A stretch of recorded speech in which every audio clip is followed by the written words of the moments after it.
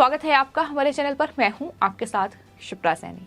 महाराष्ट्र से बड़ी खबर है। महाराष्ट्र में सियासी सरगर्मियां काफी तेज हो गई हैं। बीएमसी के चुनाव हैं और ऐसे में बड़ी खबर सामने आ रही है कि असदुद्दीन ओवैसी की पार्टी एआईएमआईएम ने महाविकास अघाड़ी सरकार के गठबंधन में शामिल होने की पेशकश की है। दरअसल एक तस्वीर सामने आई है जिसके बाद महाराष्ट्र में सियासी हलचल काफी तेज हो गई है। एआईएमआईएम के सांसद इम्तियाज जलील ने महाराष्ट्र सरकार में स्वास्थ्य मंत्री और एनसीपी के नेता राजेश टोपे से उनके घर पर यह मुलाकात की है और उन्होंने महाविकास अघाड़ी सरकार में शामिल होने की पेशकश भी की है और ये संदेश शरद पवार तक पहुंचाया जाए, ये अपील जो है वो दरअसल इम्तियाज जलील की ओर से की गई है। तो ये अपने आप में चौंकाने वाली खबर है कि किस तरीके से शिवसेना, एनसीपी और कांग्रेस पार्टी अब बीजेपी को हराने के लिए जिस गठबंधन की कवायद में जुटी हुई है, अब इस तरीके से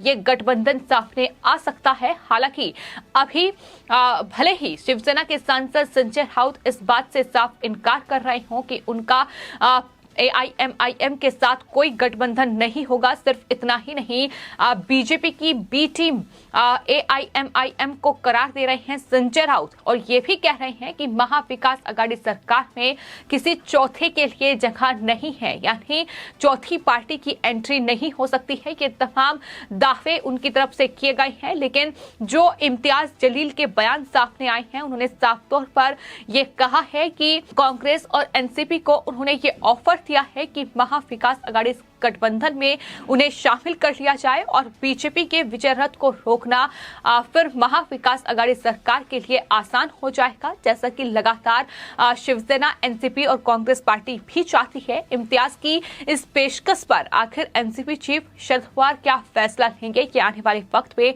देखना होगा। सभी को उस फैसले का इंतजार है।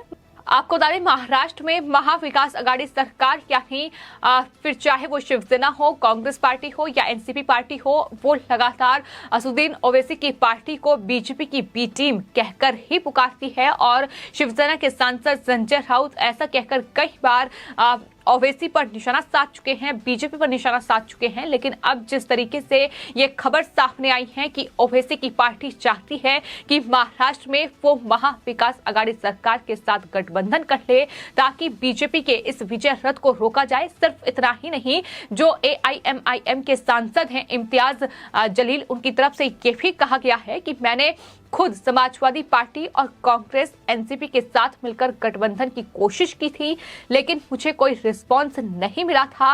और ये भी उन्होंने कहा कि कांग्रेस, एनसीपी और ये तमाम विपक्षी पार्टियां हम पर बीजेपी की बी टीम होने का आरोप लगाते हैं, इसलिए मैंने खुलकर अब ये प्रस्ताव दे दिया है कि हम आपके साथ आना चाहते हैं। अगर आप गठबंधन करने के लिए तैयार हैं तो हमने ऑफर दे दिया है, जवाब का इंतजार है। ये साफ तौर पर अब ओवैसी की पार्टी के सांसद कह रहे हैं। तो देखना होगा कि क्या महाराष्ट्र में ये तस्वीर निकलकर सामने आती है, क्या महाराष्ट्र में शिवसेना ओवैसी की पार्टी के साथ गठबंधन करती है, क्योंकि ये जाहिर तौर पर मुलाकात है। मुलाकात की तस्वीरें सामने आई हैं जिसमें ऑफर गठबंधन का दिया गया है कि ओवैसी की पार्टी की ओर से साफ तौर पर कहा गया है, जिसके बाद लगातार राजनीतिक हलचल महाराष्ट्र में तेज हो गई है।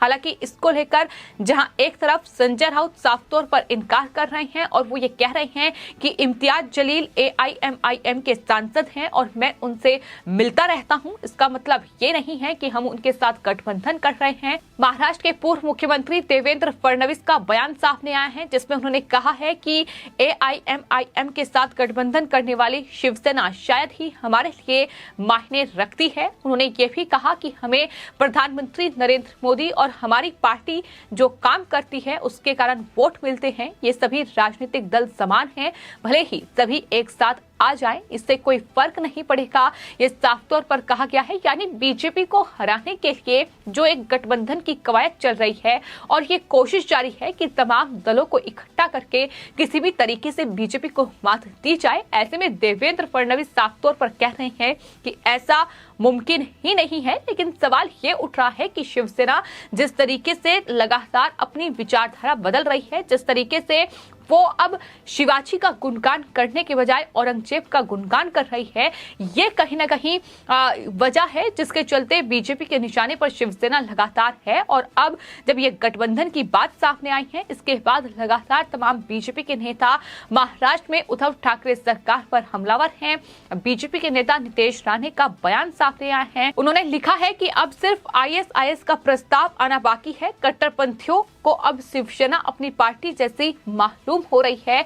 ये साफ तौर पर शिवसेना पर हमला बोला गया है, क्योंकि बाला साहेब ठाकरे की पार्टी जो हिंदू सम्राट के नाम से जाने जाते थे, जिस तरीके से पार्टी की विचारधारा थी, जिस लाइन पर पार्टी काम करती थी, कहीं ना कहीं महाराष्ट्र में एनसीपी और कांग्रेस के साथ गठबंधन कर शिवसेना अपनी विचारधारा पूरी तरीके से बदल चुकी है। और भले ही आज संजय राउत इस बात से इनकार कर रहे हों कि वो ओवैसी की पार्टी के साथ गठबंधन नहीं करेंगे, लेकिन हम ये भी देख चुके हैं कि जब जब जरूरत पड़ी है तो शिवसेना ने उस हर एक पार्टी के साथ गठबंधन किया है, फिर चाहे वो आज कितना ही इस बात से इनकार कर ले कि पार्टी के साथ वो गठबंधन नहीं कर रही है।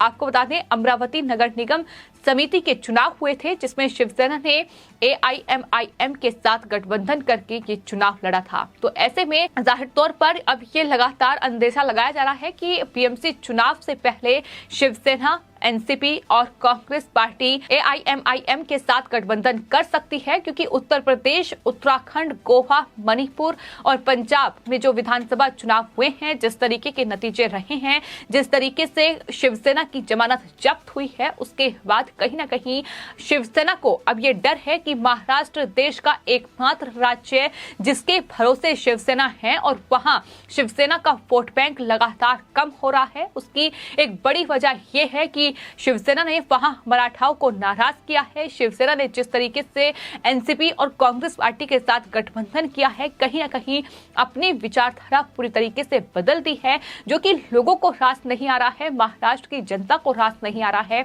और ये वजह मानी जा रही है कि शायद तुष्टीकरण की राजनीति करते हुए शिवसेना भी वही तरीका अपनाए जो बाकी पार्टियां कर रही हैं, जो समाजवादी पार्टी उत्तर प्रदेश में कर चुकी है, जो लगातार कांग्रेस पार्टी कर रही है। तो यही वजह मानी जा रही है कि ये गठबंधन हो सकता है, इसमें कोई दो राय नहीं है। भले ही आज शिवसेना के सांसद संजय राउत इस बात से साफ इनकार कर रहे हो, क्योंकि AIMIM के जो सांसद हैं इम्तियाज जलील औरंगाबाद से, वो AIMIM के सांसद हैं और उनका जो बयान सामने आया है, न सिर्फ उन्होंने ये कहा है कि कांग्रेस और एनसीपी को गठबंधन में शामिल करने के लिए उन्होंने ऑफर दिया है कि उनकी पार्टी को भी शामिल किया जाए ताकि बीजेपी के इस विजय रथ को रोका जाए, बल्कि उनकी तरफ से ये भी कहा गया है कि अब हमें यह भी देखना है कि कांग्रेस, एनसीपी जो हमें बीजेपी की बी टीम होने का आरोप लगा रही है, क्या वो अब हमारे साथ हाथ मिलाने के लिए तैयार होंगी। साथ ही उनकी तरफ से ये भी इस प्रस्ताव को लेकर कहा गया है कि कोई भी स्पष्ट जवाब उनकी तरफ से नहीं दिया गया है, क्योंकि शिवसेना के साथ वो गठबंधन में है। जलील ने यह भी कहा है कि हकीकत ये है कि ये पार्टियां मुस्लिमों का वोट चाहती हैं और सिर्फ एनसीपी ही नहीं, कांग्रेस भी यही कहती है कि वो धर्मनिरपेक्ष है और उसे भी मुस्लिम वोट चाहिए। हम उनके साथ ही हाथ मिलाने के लिए तैयार हैं। उत्तर प्रदेश चुनाव में समाजवादी पार्टी और बहुजन समाज पार्टी का भी पोल खोलते हुए उन्होंने कहा कि हमने उत्तर प्रदेश में भी समाजवादी पार्टी और बहुजन समाज पार्टी के साथ गठबंधन करने की कोशिश की थी, बातचीत हुई थी, लेकिन उन्होंने कहा कि वहां सिर्फ सपा और बसपा मुस्लिमों का वोट चाहती है, वो ओवैसी की पार्टी के साथ गठबंधन नहीं चाहती है, ओवैसी को नेता बनाना नहीं चाहती है, लेकिन मुस्लिमों का वोट बैंक उन्हें चाहिए। तो कहीं ना कहीं जो लड़ाई है वो मुस्लिम वोट बैंक की है। लेकिन देखना यही होगा कि क्या PMC चुनाव से पहले शिवसेना भी, जो कहीं ना कहीं मुश्किल में फंसती दिखाई दे रही है, वो अब AIMIM के साथ गठबंधन करेगी या फिर नहीं। लेकिन जिस तरीके से मुलाकात का दौर जारी है, जिस तरीके से साफ तौर पर ओवैसी की पार्टी के सांसद कह रहे हैं कि ऑफर दे दिया गया है और आने वाले वक्त में देखना होगा कि क्या ये जो ऑफर है कि स्वीकार किया जाएगा या नहीं। लेकिन इसको लेकर बीजेपी लगातार शिवसेना पर हमलावर है और बीजेपी की ओर से ये लगातार कहा जा रहा है कि कोई भी आए बीजेपी को नहीं हराया जा सकता है। और वैसे भी ये सारे लोग एक ही हैं, लोगों का विश्वास मोदी जी पर है, ये देवेंद्र फडणवीस की ओर से कहा गया है। उन्होंने कहा है कि हिंदू हृदय सम्राट बाला साहेब ठाकरे की शिवसेना अब जनाब शिवसेना हो चुकी है। शिवसेना ने अब अजान कंपटीशन भी करवाना शुरू कर दिया है।